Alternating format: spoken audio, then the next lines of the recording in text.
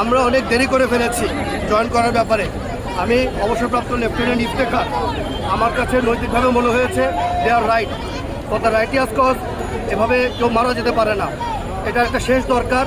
যদি প্রয়োজন হয় ওদের সবার আগে আমি বুক পেতে দেবো টু সেফ গার্ড দেন, বিকজ একসময় আমরা ট্রেনিং প্রাপ্ত ছিলাম ন্যায়ের পক্ষে।